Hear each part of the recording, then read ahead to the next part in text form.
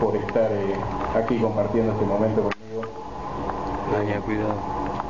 Efectivamente, el trabajo de realizar este primer libro sobre la actividad espacial en Argentina ha sido un trabajo muy arduo, que me tomó mucho más tiempo del que yo había pensado que me iba a tomar.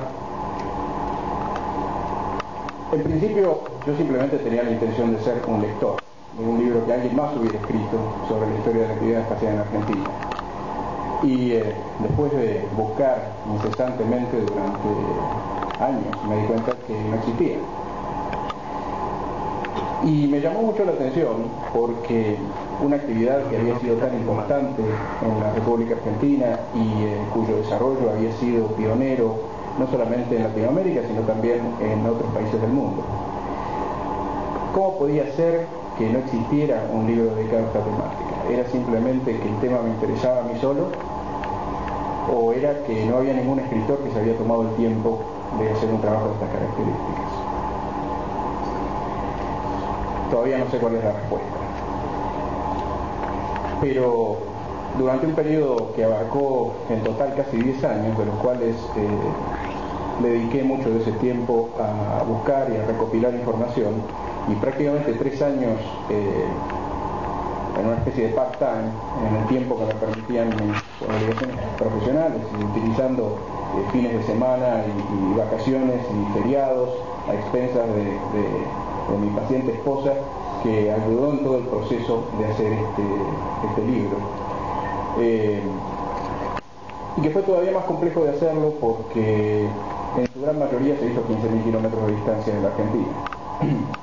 Entonces fue un proceso bastante arduo, pero que ya hoy, muy satisfecho, hemos terminado al menos este primer tomo. Y cuando digo este primer tomo, quiero explicar que debido a la cantidad de información que había, no había forma de poder incluir todo el material en un único tomo. Entonces, como bien decía el doctor Fernández Grital, lo dividimos de tal forma que en este primer tomo se mostrara la historia de las actividades espaciales desde los primeros años hasta del desarrollo de este libro, donde juntamos cientos de horas de entrevistas a los protagonistas de la actividad espacial en Argentina, algunos de los cuales se encuentran en este momento en esta sala y posteriormente se los quiero presentar. Fue un proceso en el cual yo realmente me sorprendí de la generosidad con que toda esta gente, que habían sido los actores principales de la actividad espacial en el país, querían compartir sus conocimientos conmigo. Donde me abrieron las puertas de sus archivos, me permitieron tomar copias de muchísimos materiales que habían guardado durante años y que por primera vez algunos de esos datos y algunas de esas informaciones se muestran en estas páginas.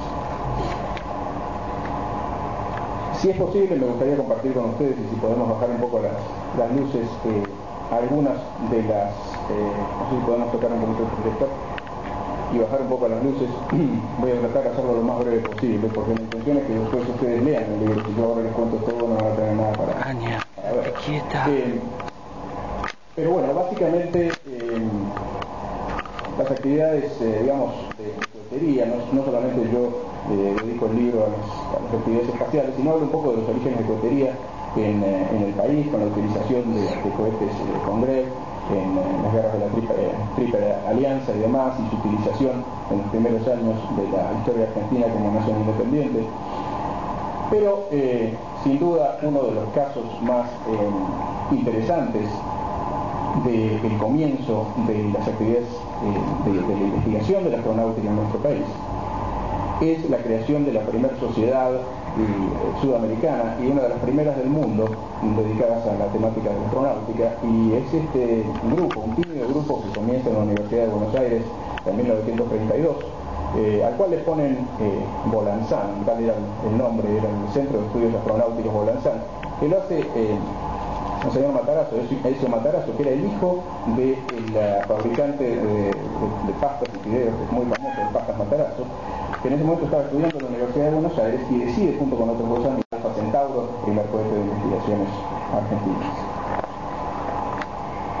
Ahí Ahí se ve la figura del Comodoro Scioli, que justamente fue, podríamos decir, uno de los padres, seguramente el padre de la cohetería nacional, recibiendo una distinción de parte del presidente Frondizi. Para 1970, esta es la familia de los cohetes argentinos. Así había crecido el desarrollo de los cohetes argentinos en esos años. Pueden ver que desde el Alfa Centauro hasta el cohete Castor, que llegaba a casi 500 kilómetros de altura con 75 kilos de carga útil. Todos desarrollos realizados en el país. Esto es indudablemente un logro. Si hablamos que la Estación Espacial Internacional está a aproximadamente 400 kilómetros de altura, y los cohetes argentinos en 1970 ya llegaban a 500 kilómetros de altura. Por supuesto, Argentina se convierte en un pionero en el lanzamiento de determinadas zonas, por ejemplo, el caso de zonas frías en la Antártida, donde se hacen lanzamientos de cohetes Gamma Centauro. Cohetes argentinos y cohetes extranjeros eran lanzados desde nuestro territorio, había convenios con la NASA, se puede ver aquí uno de los radares de seguimiento, creo que esto es en Mar Chiquita, donde había uno de los centros de lanzamiento. Había centros de lanzamiento en todo el país, siendo más importantes los de Chamical en La Rioja y Mar Chiquita, cerca de la ciudad de Mar del Plata. Y cohetes argentinos también eran probados en los Estados Unidos en la base Wallops, donde se hacen las pruebas con cohetes sonda. En la base de Chamical no tenía nada que envidiarle a muchas bases de lanzamiento de cohetes sonda en diferentes lugares del mundo. Acá se ve parte de la consola de lanzamiento en un control semienterrado que había en Chamical, creo que todavía debe existir. Y aquí vemos, por ejemplo, una fotografía que es cortesía del Comodoro Maggi, que se encuentra esta noche con nosotros, que estuvo a cargo de los lanzamientos de todos los operativos del cohete Tauro en la consola de lanzamiento en Chamical. Argentina también realizó experiencias biológicas con cohetes, con lanzamiento de ratas y monos, como parte de los proyectos Bio 1 y Bio 2, siendo creo que el tercer país en el mundo que tiene este tipo de experiencias. Aquí se ve con el ratón Belisario y el mono Juan, que se encuentran en estas cápsulas en el Museo Universitario de Tecnología Espacial en Córdoba, que de hecho es un museo que yo nombro mucho a través del libro y que deberían visitarlo porque realmente es interesantísimo los tesoros que ahí se guardan del desarrollo espacial argentino. El título de este diario, creo que es La Prensa, dice: Argentina se prepara para colocar un satélite en órbita, pues el lanzamiento de Rigel a 300 kilómetros fue un éxito continental. Efectivamente, Argentina era el único, por supuesto el único país en Latinoamérica que